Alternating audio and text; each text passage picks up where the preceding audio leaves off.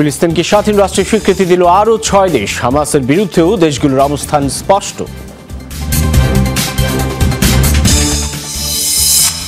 যুদ্ধ শেষ না হতেই গাজা শাসনের পরিকল্পনা প্রেসিডেন্ট মাহমুদ আব্বাসের ক্ষমতা পাওয়ার পর 1 বছরের মধ্যে নির্বাচন আয়োজনের ঘোষণা।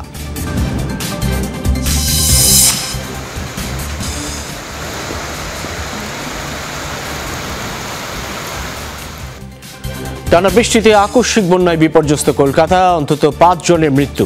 বহু মণ্ডপ ক্ষতিগ্রস্ত হওয়ায় দুর্গাপূজা নিয়ে শঙ্কা।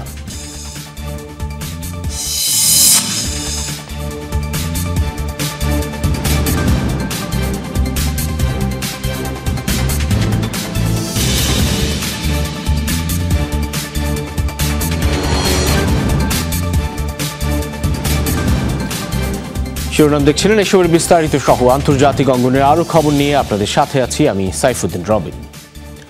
ফিলিস্তিনকে স্বাধীন রাষ্ট্রের স্বীকৃতি দিল আরও 6 দেশ। প্রভাবশালী ফ্রান্স সহ এ তালিকায় যুক্ত হয়েছে বেলজিয়াম, লুক্সেমবার্গ, মাল্টা, অ্যান্ডোরা এবং মোনাকো। যৌথ সম্মেলনে সোমবার ফিলিস্তিনকে সর্বপ্রথম স্বীকৃতির ঘোষণা দেয় ফ্রান্স। এরপরই একে একে সিদ্ধান্ত জানায় বাকি দেশগুলো। স্বীকৃতি দিলেও হামাসের বিরুদ্ধে নিজেদের অবস্থান স্পষ্ট করেছেন তারা। প্রতিশ্রুতি ছিল আগেই, এবারে মিলল বহুল প্রতীক্ষিত ঘোষণা। Fiddle à l'engagement historique। সোমবার ইসরায়েল ফিলিস্তিন 2 রাষ্ট্রভিত্তিক সমাধানের লক্ষ্যে যৌথভাবে সম্মেলনটির আয়োজন করে ফ্রান্স ও সৌদি আরব। সেখানেই ফিলিস্তিনকে স্বাধীন রাষ্ট্র হিসেবে স্বীকৃতি দেয় আরও 6 দেশ। সর্বপ্রথম এই ঘোষণা দেয় ফ্রান্স। প্রেসিডেন্ট ইমানুয়েল ম্যাক্রন জানান, 2 রাষ্ট্রভিত্তিক সমাধানের আশা বাঁচিয়ে রাখতে এগিয়ে আসতে হবে সবাইকে। সময় এসেছে মধ্যপ্রাচ্যের জন্য আমার দেশের ঐতিহাসিক প্রতিশ্রুতির প্রতি অনুগত প্রকাশ করার, যা ইসরায়েলি ও ফিলিস্তিনি জনগণের মধ্যে শান্তি প্রতিষ্ঠার লক্ষ্যে। আমি ঘোষণা করছি, আজ থেকে ফ্রান্স ফিলিস্তিন রাষ্ট্রকে স্বীকৃতি দিচ্ছে। একই দিন ফিলিস্তিনকে স্বীকৃতি দেয় আরও 5 দেশ, বেলজিয়াম, লুক্সেমবার্গ, মাল্টা, অ্যান্ডোরা এবং মোনাকো। তবে সার্বভৌমত্বের স্বীকৃতি দিলেও হামাস বিরোধী কঠোর বার্তা দিয়েছে দেশগুলো। একই সাথে চেয়েছে ইসরায়েলের সুরক্ষাও। 2 রাষ্ট্রভিত্তিক সমাধান হামাসের জন্য সম্ভাব্য সবচেয়ে খারাপ ফলাফল। তারা এটি দেখতে চায় না। ইসরায়েলকে মানচিত্র থেকে মুছে ফেলতে চায় তারা। মাল্টা এবং আমাদের মিত্ররা হামাসকে নিশ্চিহ্ন করতে চায়। কখনোই ভুলে যাওয়া উচিত নয়, হামাস শান্তি প্রচেষ্টার বিরোধিতা করেছিল। স্বীকৃতি দানকারী দেশগুলোর এই পদক্ষেপকে স্বাগত জানিয়েছে জর্ডান সহ বেশ কয়েকটি আরব দেশ। রোববার ফিলিস্তিনকে স্বাধীন রাষ্ট্র হিসাবে একযোগে স্বীকৃতি দেয় 3 প্রভাবশালী দেশ, যুক্তরাজ্য, কানাডা ও অস্ট্রেলিয়া। পরে সে তালিকায় নাম লেখায় পর্তুগাল। এ নিয়ে ফিলিস্তিনকে স্বীকৃতি দেয়া দেশের সংখ্যা দাঁড়ালো 157-তে। পুরো বিশ্বের 80%-এরও বেশি দেশ রাষ্ট্র হিসাবে স্বীকৃতি দিলেও এখনও জাতিসংঘের পূর্ণাঙ্গ সদস্যপদ পায়নি ফিলিস্তিন। অনিক রহমান, যমুনা নিউজ। ফিলিস্তিনিদের সাথে সংহতি প্রকাশ করে ফিলিস্তিনি পতাকা টানানো হয়েছে প্যারিসের সিটি হলের জানালায়। সোমবার প্যারিসের কয়েকজন নির্বাচিত প্রতিনিধি ও বিক্ষোভকারীরা এই পতাকা উত্তোলন করেন। তবে কর্তৃপক্ষের অনুমতি না থাকায় আধা ঘন্টার মধ্যেই সরিয়ে নেওয়া হয় পতাকাটি। সোমবার ফিলিস্তিনকে স্বাধীন রাষ্ট্রের স্বীকৃতি দেয় ফ্রান্স। এই স্বীকৃতিকে স্বাগত জানাতে নানা আয়োজন দেখা যায় রাজধানী জুড়ে। এদিন প্রায় 50টি ফরাসি সিটি হলের কর্মকর্তারা ফিলিস্তিনি পতাকার রঙের পোশাক পরেন।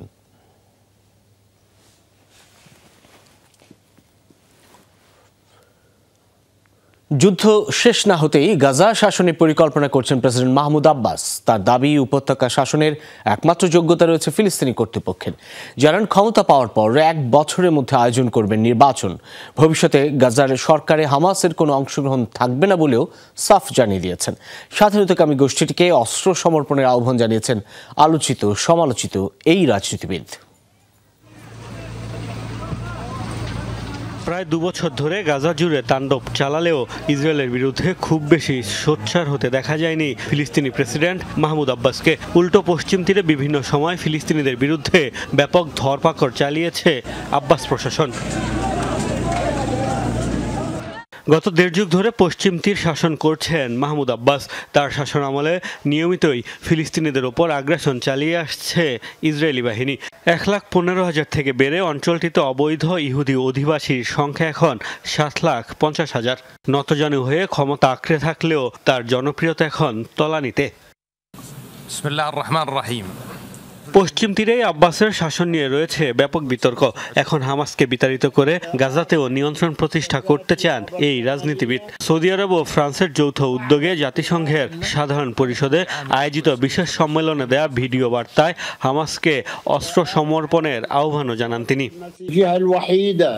পশ্চিম তীরের ফিলিস্তিন সরকারই গাজার শাসন ও নিরাপত্তার পূর্ণ দায়িত্ব নেওয়ার একমাত্র যোগ্য সংস্থা, যাতে আরব ও আন্তর্জাতিক মহলের সমর্থন এবং অংশগ্রহণ থাকবে। গাজা শাসনে হামাসের কোনো ভূমিকা থাকবে না। অন্যান্য দলগুলোর পাশাপাশি তাদেরও ফিলিস্তিনি কর্তৃপক্ষের কাছে অস্ত্র হস্তান্তর করতে হবে। এ সময় ইসরায়েলি দখলদারিত্বের নিন্দা জানানোর পাশাপাশি হামাসেরও সমালোচনা করেন ফিলিস্তিনি প্রেসিডেন্ট। আমরা দখলদারিত্বের প্রতি নিন্দা পুনর্ব্যক্ত করছি। একই সাথে বেসামরিক নাগরিকদের হত্যা ও বন্দী করার নিন্দা জানাই, যার মধ্যে 2023 সালের 7 অক্টোবর হামাস যা করেছিল তাও অন্তর্ভুক্ত। আমরা ইসরায়েলকে রক্তপাত বন্ধ করে এই অঞ্চলে শান্তি নিশ্চিতের জন্য অবিলম্বে আলোচনার টেবিলে বসার আহ্বান জানাচ্ছি। যুদ্ধ থামার 1 বছরের মধ্যে গাজায় প্রেসিডেন্ট ও পার্লামেন্ট নির্বাচন আয়োজনের প্রতিশ্রুতি দিয়েছেন মাহমুদ আব্বাস। নির্বাচিত প্রতিনিধির কাছে ক্ষমতা হস্তান্তরের লক্ষ্যে 3 মাসের মধ্যে অন্তর্বর্তীকালীন সংবিধান প্রণয়নের ঘোষণাও দেন তিনি। নির্বাচিত প্রতিনিধির কাছে ক্ষমতা হস্তান্তরের লক্ষ্যে 3 মাসের মধ্যে অন্তর্বর্তীকালীন সংবিধান প্রণয়নের ঘোষণাও দেন তিনি। মোস্তফা মাহমুদ, যমুনা নিউজ।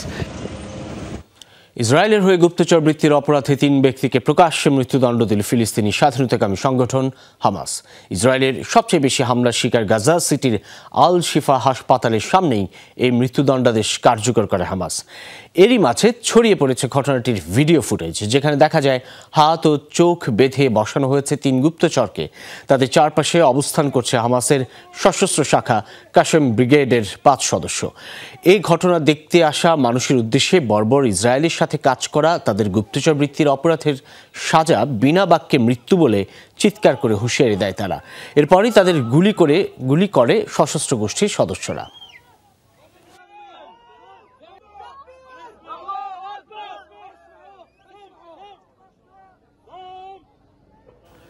আন্তঃমহাদেশীয় ক্ষেপণাস্ত্রের সফল পরীক্ষা চালিয়েছে ইরান। দেশটির এক পার্লামেন্টের সদস্যের বরাতে চাঞ্চল্যকর এমন দাবি করেছে সংবাদ মাধ্যম ইরান ইন্টারন্যাশনাল।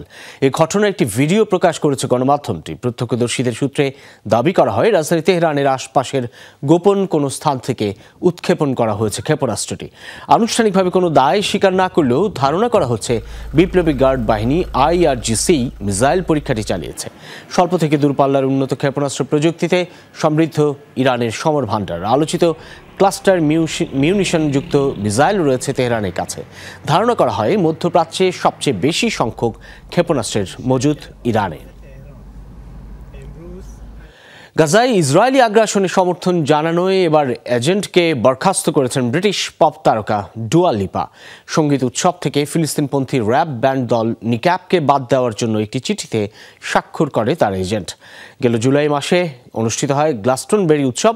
উৎসবের আগে বেশ কয়েকজন সঙ্গীত শিল্পী আয়োজকদের কাছে একটি চিঠিতে লেখেন, যেখানে ফিলিস্তিনকে সমর্থন করার জন্য নিক্যাপকে বাদ দেওয়ার আহ্বান জানানো হয়।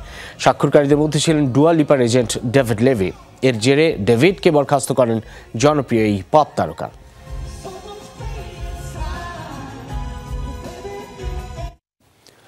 এবার ডেনমার্ক ও নরওয়ের আকাশে দেখা মিলল রহস্যময় ড্রোনের। হঠাৎ বন্ধ ঘোষণা করা হয় 2 দেশেরই প্রধান 2টি বিমানবন্দর।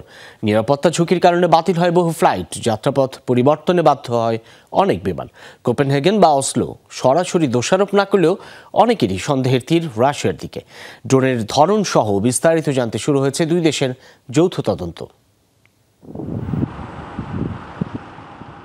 রাশিয়ার বিরুদ্ধে যখন একাধিক ইউরোপীয় দেশের আকাশসীমা লঙ্ঘনের অভিযোগ ঘিরে উত্তেজনা তুঙ্গে, তখন ডেনমার্ক ও নরওয়ের আকাশসীমায় নজরে এল বড় আকারের অজ্ঞাত ড্রোন।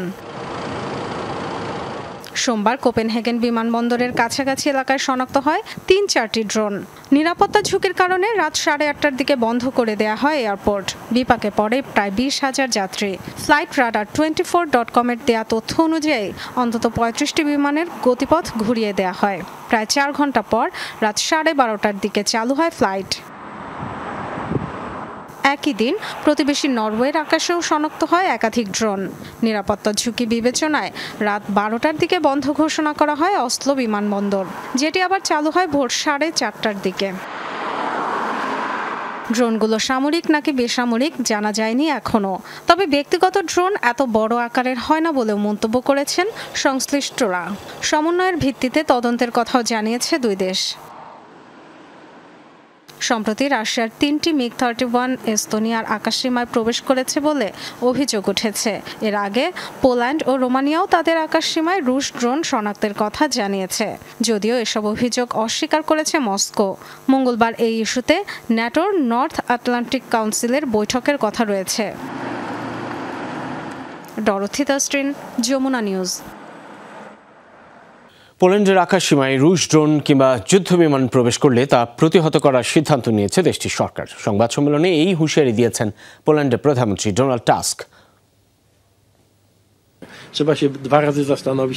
পোল্যান্ডের জন্য হুমকি সৃষ্টি করে এমন যে কোনো কিছু ধ্বংস করা হবে, যেমন রাশিয়ার ড্রোন কিংবা যুদ্ধবিমান। যদি তারা আন্তর্জাতিক নিয়ম লঙ্ঘন করে আমাদের আকাশসীমায় বেআইনিভাবে প্রবেশ করে এবং আমাদের জন্য ঝুঁকি তৈরি করে, তাহলে তা শক্তভাবে প্রতিহত করা হবে। আমি নিশ্চিত আমাদের সকল মিত্র রাষ্ট্রও এ ধরনের পরিস্থিতিতে একই পদক্ষেপ নেবে। আজ থেকে শুরু হচ্ছে জাতিসংঘের 80তম সাধারণ অধিবেশনের মূল পর্ব। 27 সেপ্টেম্বর পর্যন্ত চলবে বিশ্ব নেতাদের বিতর্ক পর্ব। উদ্বোধনী বক্তব্যের পর রীতি মেনে অধিবেশনের প্রথম দেশ হিসেবে বক্তব্য রাখবে ব্রাজিল। পর্যায়ক্রমে ভাষণ দেবেন যুক্তরাষ্ট্র সহ অন্যান্য দেশের নেতারা। এবারের অধিবেশনের সভাপতিত্ব করছেন জার্মানির পররাষ্ট্রমন্ত্রী অ্যানালিনা বেয়ারবক। অংশ নিচ্ছেন বিশ্বের 140টি দেশ ও রাষ্ট্র সরকার প্রধান সহ প্রতিনিধিরা। ফিলিস্তিনকে রাষ্ট্র হিসেবে স্বীকৃতি দেয় এবারের অধিবেশনের সবচেয়ে আলোচিত বিষয়। এছাড়া গুরুত্বপূর্ণ এজেন্ডা রাশিয়া ইউক্রেন যুদ্ধ, মূল পর্বে প্রাধান্য পাবে টেকসই উন্নয়ন, জ্বালানি সংকট ও জলবায়ু পরিবর্তনের মতো বিষয়গুলো। আগামী 30 সেপ্টেম্বর অধিবেশনের পর্দা নামবে। টানা বৃষ্টিতে সৃষ্ট আকস্মিক বন্যায় বিপর্যস্ত কলকাতা। বিদ্যুৎস্পৃষ্ট হয়ে অন্তত 5 জনের মৃত্যুর খবর পাওয়া গেছে। দুদিনের বিরামহীন বৃষ্টিতে তলিয়েছে কলকাতার দমদম, সিঁথি, বরানগর, বেলঘরিয়া সহ অনেক এলাকা।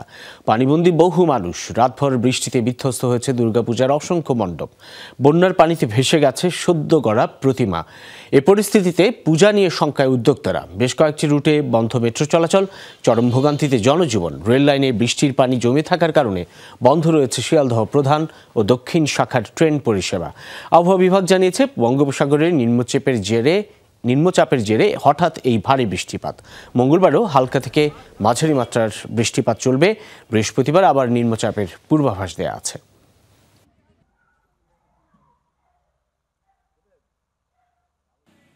এবার যেন চিকিৎসকের ভূমিকায় মার্কিন প্রেসিডেন্ট ডোনাল্ড ট্রাম্প। বহুল ব্যবহৃত ব্যথানাশক ওষুধ টাইলেনল ব্যবহার না করার পরামর্শ দিয়ে বিতর্কে জন্ম দিয়েছেন তিনি। ট্রাম্পের দাবি, এই ওষুধের মাত্রাতিরিক্ত ব্যবহার হতে পারে অটিজম। প্রেসিডেন্টের মন্তব্যকে দায়িত্বজ্ঞানহীন আখ্যা দিয়েছেন চিকিৎসকরা। দাবি, বৈজ্ঞানিক কোনো ভিত্তি ছাড়াই অযৌক্তিক মন্তব্য করেছেন ট্রাম্প। চিকিৎসা পদ্ধতি নিয়ে মন্তব্য করে ফের বিতর্কের মুখে মার্কিন প্রেসিডেন্ট ডোনাল্ড ট্রাম্প। এবার গর্ভবতী নারী আর শিশুদের চিকিৎসায় বহুল ব্যবহৃত ব্যথানাশক ওষুধ টাইলেনল নিয়ে কোনো রকম প্রমাণ ছাড়াই করেছেন অযৌক্তিক মন্তব্য, যাতে প্রশ্নের মুখে চিকিৎসকদের কয়েক দশকের গবেষণা। টাইলেনল গ্রহণের ফলে তাতে আসক্ত হয়ে পড়বে মানুষ, যার ফলে অটিজমের শিকার হবে গর্ভের শিশু। সোমবার হোয়াইট হাউসের এক সংবাদ সম্মেলনে এক গর্ভবতী নারীর করা প্রশ্নের উত্তরে এমন তথ্য দেন মার্কিন প্রেসিডেন্ট। এই ওষুধ গ্রহণ না করতে সবাইকে কয়েক দফা সাবধানও করেন তিনি। আমি যা সত্যি তাই বলছি, আপনারা টাইলেনল না খাওয়ার যথাসাধ্য চেষ্টা করুন। না হলে এমন একটা সময় আসবে যখন আপনার এটা থেকে নিজেকে বিরত রাখতে রীতিমতো নিজের সাথে যুদ্ধ করতে হবে। তাই টাইলেনল খাবেন না। এদিকে অটিজমের চিকিৎসা হিসেবে লিউকোভরিন নামের এক প্রকার ফলিক অ্যাসিড জাতীয় ওষুধ গ্রহণের পরামর্শ দিয়েছে ট্রাম্প প্রশাসন। সামাজিক যোগাযোগ মাধ্যমে এরই মাঝে ছড়িয়ে গেছে এই পরামর্শ, যার ফলে ব্যাপক চাহিদা বেড়ে গেছে ওষুধটির। তবে চিকিৎসকদের দাবি, অটিজমের চিকিৎসায় এই ওষুধের কার্যকারিতার কোনো প্রমাণ এখনো পাওয়া যায়নি কোনো গবেষণায়। আমরা অটিজম বোঝার চেষ্টা করে যাচ্ছি, এর কারণ বের করার চেষ্টা করছি। অটিজম সৃষ্টিতে টাইলেনল কোনো রকম প্রভাব ফেলে না, এ বিষয়ে আমাদের কাছে জোরালো প্রমাণ আছে। এর মাঝে এ ধরনের মন্তব্য একদমই দায়িত্বজ্ঞানহীন। এসব কথা মানুষের উত্তেজনা বাড়িয়ে তুলবে। চিকিৎসকদের শঙ্কা, মার্কিন প্রেসিডেন্টের কথার প্রভাবে কোনো রকম পরামর্শ ছাড়াই লিউকোভরিন নেওয়া শুরু করবে মানুষ। বলা হচ্ছে ভুল ওষুধ সেবনের ফলে তৈরি হতে পারে নানা শারীরিক জটিলতাও। Sabrina Nusrat, Jamuna news. H-1B visa fee $1 lakh ঘোষণার পরও স্থিতিশীল অবস্থায় রয়েছে মার্কিন প্রযুক্তি খাতের শেয়ার। এই ভিসার আওতায় মার্কিন প্রতিষ্ঠানগুলো প্রযুক্তি ও প্রকৌশল খাতে বিদেশি কর্মী নিয়োগ করে, কিন্তু নতুন ফি কার্যকর হলে যেসব কোম্পানি বিদেশি কর্মীদের উপর নির্ভরশীল তাদের খরচ আরও বাড়বে। যুক্তরাষ্ট্রে দক্ষ বিদেশি কর্মী নিয়োগের জন্য বহুল ব্যবহৃত H-1B ভিসার আবেদনে বিশাল অঙ্কের ফি আরোপ করেছে ট্রাম্প প্রশাসন। অভিবাসন নীতিতে তার এই নতুন কড়াকড়ি নিয়ে উদ্বেগ দেখা দিয়েছে। বিশেষত শ্রম ব্যয় বেড়ে যাওয়া এবং দক্ষ কর্মী পাওয়া কঠিন হয়ে পড়ার শঙ্কা তৈরি হয়েছে। বিশ্লেষকদের মতে নতুন ফি কেবল নতুন আবেদনকারীদের ক্ষেত্রে প্রযোজ্য হওয়ায় তাৎক্ষণিক প্রভাব বড় হবে না, তবে তারা সতর্ক করে বলছেন যুক্তরাষ্ট্রে দক্ষ কর্মীর ঘাটতি দেখা দিলে মজুরি বাড়তে পারে এবং কোম্পানিগুলোর মুনাফা কমে যেতে পারে।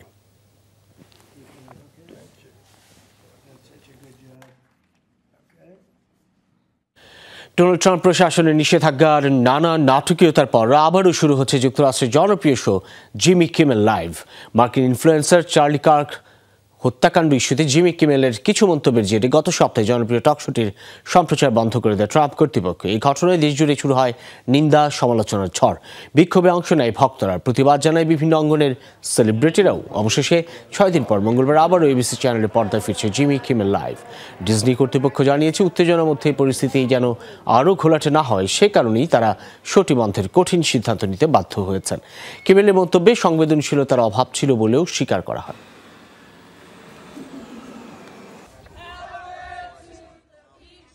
দীর্ঘ 12 বছর কারাবাসের পর মুক্তি পেলেন জনপ্রিয় মিশরীয় ব্রিটিশ রাজবন্দী আলাফ আবদেল ফাত্তাহ। আন্তর্জাতিক চাপের মুখে সোমবার হাই প্রোফাইল এ রাজবন্দী ও মানবাধিকার কর্মী সহ আরও 5 জনকে ক্ষমার আদেশ দেন প্রেসিডেন্ট আবদেল ফাত্তাহ সিসি।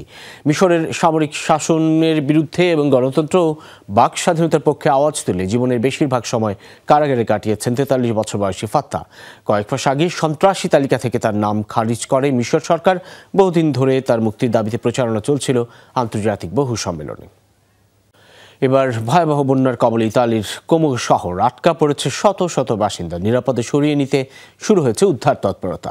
গত কয়েকদিনের টানা ভারী বৃষ্টির কারণে তৈরি হয়েছে বন্যা পরিস্থিতি। পানিতে তলিয়েছে গোটা শহর। ভূমিধসের খবরও পাওয়া গেছে। উপড়ে পড়েছে অনেক গাছপালা। পানিতে ভেসে আসা আবর্জনের স্তূপ পড়ে আছে ঐতিহাসিক নগরীর রাস্তাঘাটে। পথে পথে পানিতে ডুবে আছে গাড়ি। ভূমিধসের আশঙ্কায় মহাসড়ক সহ বেশ কয়েকটি রাস্তা বন্ধ রাখার নির্দেশ দিয়েছে কর্তৃপক্ষ।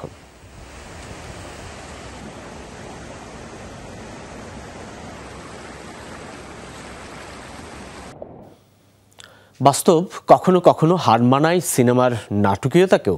দীর্ঘ ৪৫ বছর পর মাত্র ৮ মাস বয়সে চুরি হওয়া যমজ কন্যাদের ফেরত পেলেন চিলির এক মা। এক সরকারি ক্লিনিক থেকে প্রতারণার শিকার হয়েছিলেন মারিয়া ভেরোনিকা সোতো নামের ওই নারী। 2 শিশুকে চুরি করে ইতালির এক দম্পতির কাছে বিক্রি করে ক্লিনিক কর্তৃপক্ষ। এতগুলো বছর পেরিয়ে গেলেও আদরের সন্তানদের ফিরে পেতে হাল ছাড়েননি মা। নিজের সন্তানদের ফিরে পেয়েছেন দীর্ঘ ৪৫ বছর পর। তাই আবেগ যেন বাঁধ ভেঙেছে চিলির মারিয়া আর তার 2 মেয়ের। 1979 সাল 8 মাস বয়সী যমজ সন্তানদের নিয়মিত ডাক্তারি পরীক্ষার জন্য একটি সরকারি ক্লিনিকে নিয়ে গিয়েছিলেন মারিয়া ভেরোনিকা সোতো। সেটি কাল হয়ে দাঁড়ায় তাদের জন্য। ঠিকমতো খাওয়া দাওয়া এবং যত্ন নিচ্ছেন না মা মারিয়া, এমন অভিযোগ তোলে হাসপাতাল কর্তৃপক্ষ। সেই অভিযোগের ভিত্তিতে কিছুদিন পর্যবেক্ষণে রাখার কথা বলে হাসপাতালে ভর্তি করা হয় কন্যা শিশু দুটিকে। তবে এরপর আর নিজের যমজ মেয়েদের খোঁজ পাননি মারিয়া।